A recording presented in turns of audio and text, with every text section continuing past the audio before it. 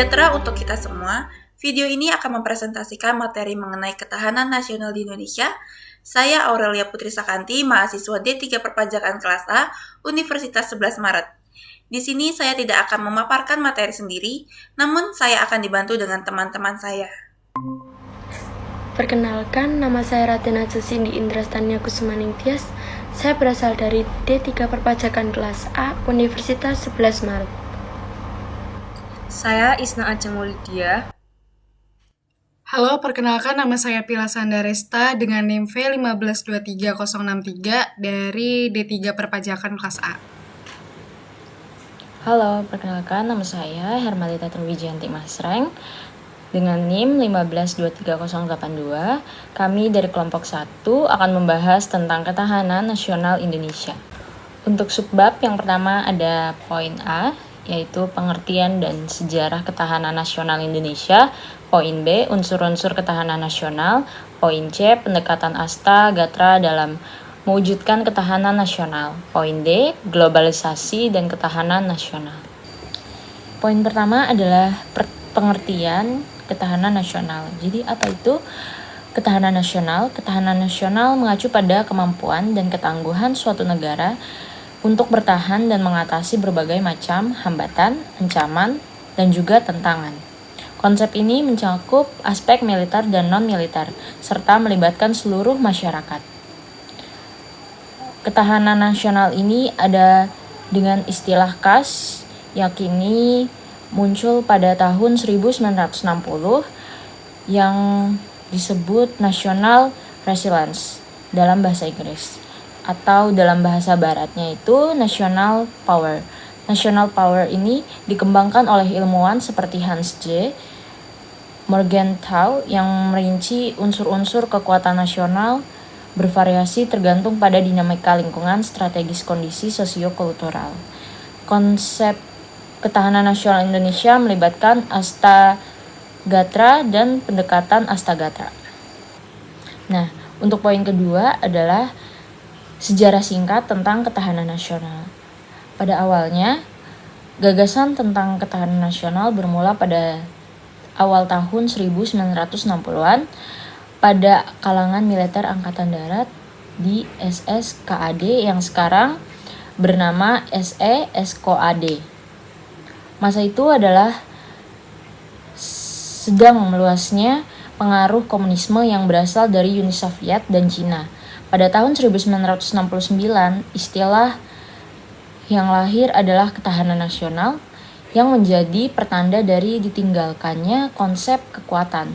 Meskipun dalam ketahanan nasional sendiri terdapat konsep kekuatan, konsep ketahanan nasional tahun 1972 ini dirumuskan sebagai kondisi dinamis suatu bangsa yang berisi keuletan dan ketangguhan yang mengandung kemampuan untuk mengembangkan kekuatan nasional, di mana di dalamnya menghadapi dan mengatasi segala tantangan, ancaman, hambatan, dan gangguan baik yang datang dari luar maupun dalam. Unsur-unsur ketahanan nasional. Alfred Tahir Mahan mengatakan bahwa kekuatan nasional suatu bangsa dapat dipenuhi apabila bangsa tersebut memenuhi unsur-unsur letak geografi, bentuk atau wujud bumi, luas wilayah, jumlah penduduk, watak nasional, dan sifat pemerintahan.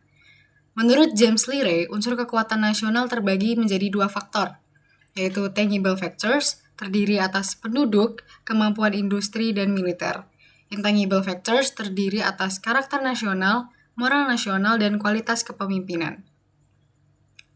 Gatra ketahanan nasional Indonesia. 1. 3 aspek kehidupan alamiah, Trigatra. A. Gatra letak dan kedudukan geografi. B. Gatra keadaan dan kekayaan alam. C. Gatra keadaan dan kemampuan penduduk. Kedua, 5 aspek kehidupan sosial, Pancagatra. A. Gatra ideologi. B. Gatra politik. C. Gatra ekonomi. D. Gatra sosial budaya. Dan yang terakhir, Gatra pertahanan dan keamanan. Materi selanjutnya mengenai pendekatan Asta Gatra dalam mewujudkan ketahanan nasional. Ketahanan nasional adalah kondisi dinamis yang merupakan integrasi dari kondisi tiap aspek kehidupan bangsa dan negara. Aspek kehidupan tersebut telah dielaborasi dalam wujud Astagatra yang meliputi Trigatra atau aspek alamiah dan Pancagatra atau aspek sosial. Pembinaan ketahanan nasional dilakukan dengan menggunakan pendekatan Astagatra 8 aspek yang merupakan keseluruhan dari aspek-aspek kehidupan bangsa dan negara Indonesia.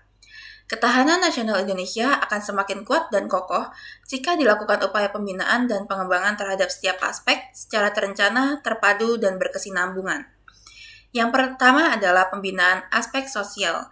Dilakukan sebab aspek ini bersifat dinamis, lebih mudah berubah dan termasuk dalam intangible factor atau faktor yang tidak terukur. Yang kedua adalah pembinaan aspek ideologi. Ideologi Pancasila adalah berkaitan dengan 5 dasar yang dikandungnya, yang dijabarkan dalam nilai instrumental dalam UUD 1945, Pancasila harus tetap diletakkan sebagai fungsi konstitutif dan regulatif bagi norma hukum Indonesia. Di sisi lain, pendidikan mengenai ideologi Pancasila perlu terus dijalankan dalam sistem pendidikan nasional. Yang ketiga, pembinaan aspek politik. Mengarah pada sistem politik demokrasi dan budaya demokrasi, pengembangan sistem politik diarahkan pada penyempurnaan struktur politik yang dititik beratkan pada proses pelembagaan demokrasi dengan menata hubungan antara kelembagaan politik dan kelembagaan pertahanan keamanan dalam kehidupan bernegara. Yang keempat, pembinaan aspek ekonomi. Diarahkan pada landasan yang bertumpu pada kekuatan pertumbuhan ekonomi, pemerataan dan stabilitas ekonomi. Pengembangan ekonomi harus dilakukan dengan pendekatan yang menyeluruh dan seimbang, konsisten, dan adil.